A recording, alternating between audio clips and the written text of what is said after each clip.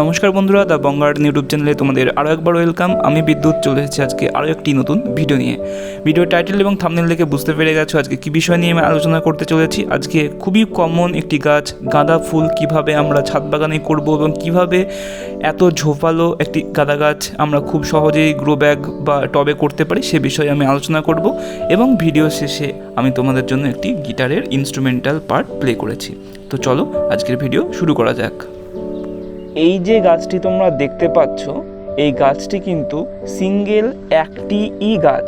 এখান থেকে গোড়া থেকে এই শিকড় থেকে কিছু গাছ বেরিয়েছে এবং গোটা গাছটি কিন্তু একটি মাত্র গাছ। কিভাবে আমি এত ঝোপালো করলাম, কি ফার্টিলাইজার আমি ব্যবহার করেছি, কিভাবে মাটি তৈরি করেছি, গাছটি আমি কখন প্রতিস্থাপন করেছিলাম, কোন ভ্যারাইটির গাছ হলে এরকম ঝোপালো হবে, এখন যে ছোট চারা হচ্ছে সেই গাছ কি এরকম আমরা ঝোপালো করতে পারবো কিনা, এই সব প্রশ্নের উত্তর আমি এক এক করে তোমাদের দেব।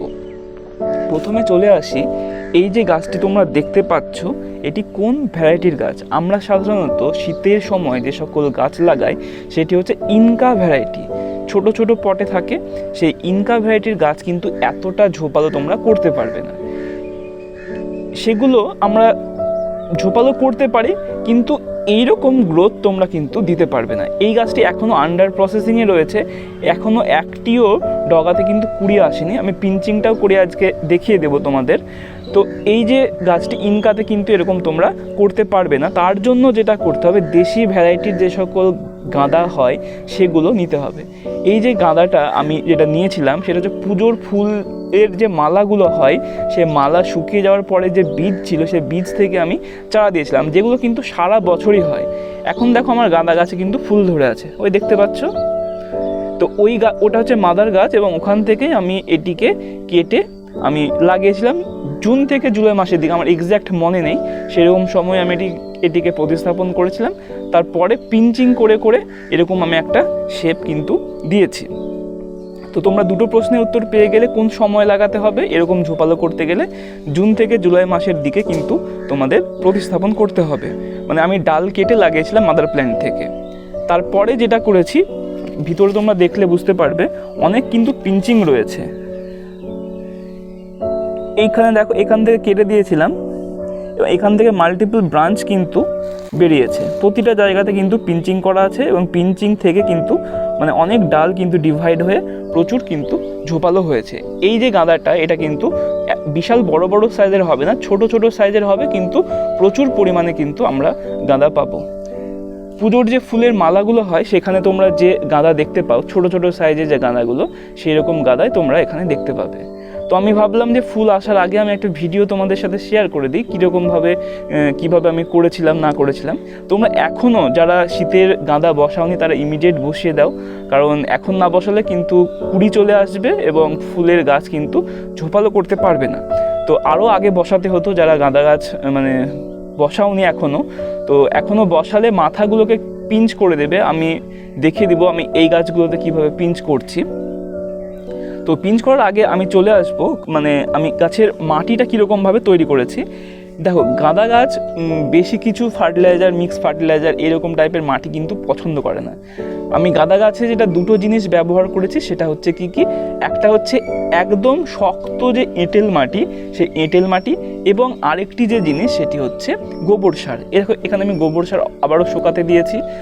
আমার যেহেতু গ্রামে বাড়ি, খুব সহজে আমি গোবর সার একদম পিওর গোবর সার পেয়ে যাই এবং সেটাকে খুব ভালো করে শুকিয়ে নিই। তো শুকিয়ে নেওয়ার পরে আমি কিন্তু টবের মাটিতে ব্যবহার করি। তো দুটো জিনিস আমি ব্যবহার করেছি এবং গাছটিকে প্রতিস্থাপনের পর থেকে এরকম ঝোপালো করা অবধি যে যে কেয়ারগুলো নিয়েছি আমি সেগুলো বলছি। খুবই সহজ, তোমরা হাতের কাছে খুবই সহজেই পেয়ে যাবে সেই জিনিসটি। সেটা হচ্ছে সরিষার খোল। সরিষার খোলকে আমি 15 দিন অন্তর অন্তর ভিজিয়ে সেটাকে ডাইলিউট করে আমি এই গ্রো ব্যাগের মাটিতে আমি ব্যবহার করেছি। আর আমি এখানে কোনো ফার্টিলাইজার ব্যবহার করিনি। করবো এরপরে ফার্টিলাইজার, সেটা হচ্ছে যখনই দেখব কুড়ি আসতে শুরু করবে সেই রকম সময় আমি ডিএপি ব্যবহার করব এবং যখন ফুল ফুটতে শুরু করবে সেরকম সময় আমি পটাশ ব্যবহার করব। আমি এখনও পর্যন্ত ডিএপি ব্যবহার করিনি, পটাশও ব্যবহার করি। আমি চাইছি গাছটি আরও বেশি ঝোপালো হোক এবং আরও বেশি মানে বুশি টাইপের হয়ে যাক এবং প্রচুর ফুল যাতে আমি এই গাছটিকে পেতে পারি। দেখো এই গ্রো ব্যাগটা এইরকম গাছের জন্য যথেষ্ট। এরপরে আমাকে কি করতে হবে, আমাকে অন্য এর থেকে একটু বড় সাইজের টবের প্রতিস্থাপন করতে হবে। আমি যদি এগুলোকে পিঞ্চ করে দিই, প্রতিটা মাথাকে যদি আমি এরকম করে ছেঁটে দিই, তাহলে কী হবে, এখান থেকে মাল্টিপল ব্রাঞ্চেস বেরোবে। সেক্ষেত্রে কিন্তু এই গ্রো ব্যাগের যে মানে মাটি রয়েছে সেখানে কিন্তু সম্ভব নয়। সেই জন্য আমাকে এর থেকে একটু বড় পটে দিতে হবে, তাহলে গাছটি যা দেখতে পাচ্ছ এর থেকেও 1.5 গুণ সাইজ কিন্তু হয়ে যাবে। তো চলো আমি কি করব, এই পিঞ্চগুলোকে করে নিই। পিঞ্চগুলো করতে করতে আরও কিছু 2-4 কথা তোমাদের সাথে আমি শেয়ার করব। তো এরকম করে প্রতিটা গাঁদার যে মাথাগুলো আমি এরকম করে কেটে দেবো, তাহলে কি হবে, এর পাশ দিয়ে আবার নিউ ব্রাঞ্চ বেরোবে। এখনও কিন্তু দেখো আমার একটিও মানে ডালে কিন্তু কুঁড়ি আসা শুরু করেনি, ঠিক আছে। তো আমি অনায়াসেই এগুলোকে কেটে দিতে পারবো। এবারে আসি রোগ পোকা গাঁদা গাছে কীরকম হয়। দেখো রোগ পোকার তেমন গাঁদা গাছে কোনো রকমভাবে অ্যাটাক করে না সাধারণত। তো পেস্টিসাইড আমরা মানে অহেতুক মানে ব্যবহার করব না, যদি দরকার পড়ে তাহলে আমরা পেস্টিসাইড ব্যবহার করব, আদারওয়াইজ কিন্তু কোনো রকমভাবে পেস্টিসাইড ব্যবহার করব না। ফাঙ্গিসাইড কি গাঁদা গাছে দরকার? ফাঙ্গিসাইডও কিন্তু গাঁদা গাছে দরকার নয়। ফাঙ্গাসের অ্যাটাকও কিন্তু গাঁদা গাছে খুব কম। এছাড়াও তোমরা ফার্টিলাইজারের কথা আমি আগেই বলে দিলাম, তোমরা ডিএপি ব্যবহার করবে, তোমরা পটাশ না ব্যবহার করলে হয়ে যাবে। শীতের গাছে 2টো ফার্টিলাইজার, একটা হচ্ছে খোলপতা জল এবং সেকেন্ড যেটা হচ্ছে সেটা হচ্ছে ডিএপি।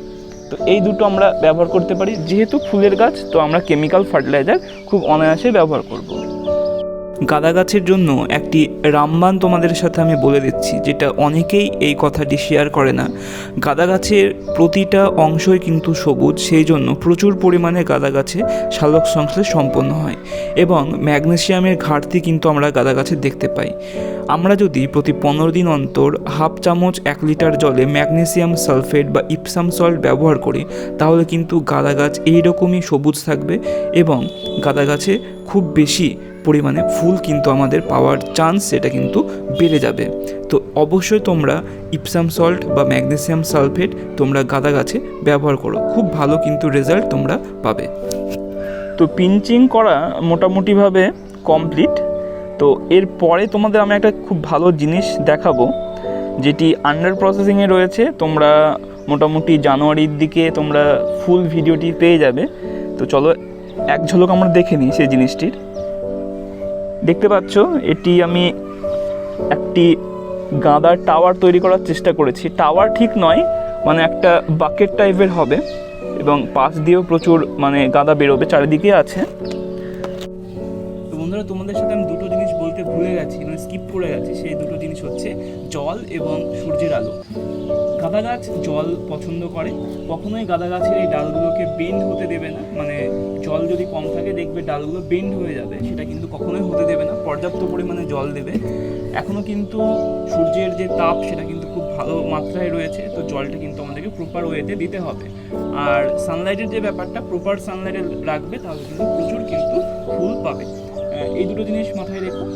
আর পিঞ্চিং তোমরা করতে থাকবে, যারা ছোট গাছ থেকে বড় করতে চাইছো, আস্তে আস্তে ঝোপালো করতে চাইছো, পিঞ্চিং কিন্তু ম্যান্ডেটারি। পিঞ্চিং না করলে কিন্তু গাছ লম্বা হয়ে যাবে এবং কুড়ি চলে আসবে। কুড়ি চলে এলে কিন্তু তোমাদের ফুল বেশি আসবে না এবং 2-5টা ফুল হয়ে কিন্তু গাছটা মারা যাবে। তো এইভাবে আমি যেরকমভাবে তোমাদের সাথে শেয়ার করলাম, তোমরা ঠিক সেরকমভাবেই করো, দেখো ডেফিনেটলি খুব ভালো রেজাল্ট পাবে। আজকের মতো ভিডিও এইটুকুই, এবং যদি ভিডিওটি ভালো লেগে থাকে তাহলে চ্যানেলটিকে অবশ্যই করে সাবস্ক্রাইব করো এবং পাশে থাকা বেল আইকনটিকে অবশ্যই করে ক্লিক করে নিও। চলো আজকে তোমরা একটা গিটার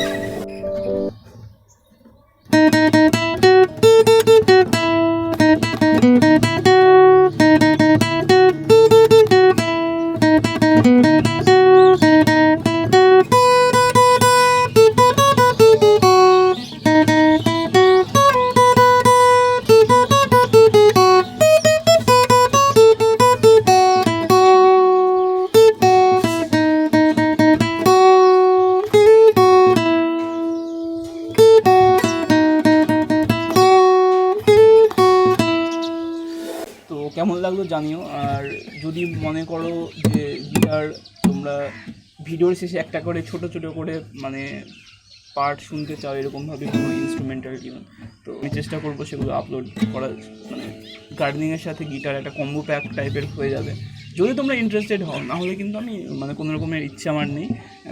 যদি হও তাহলে অবশ্যই আমাকে কমেন্ট সেকশানে কিন্তু জানিও। টাটা।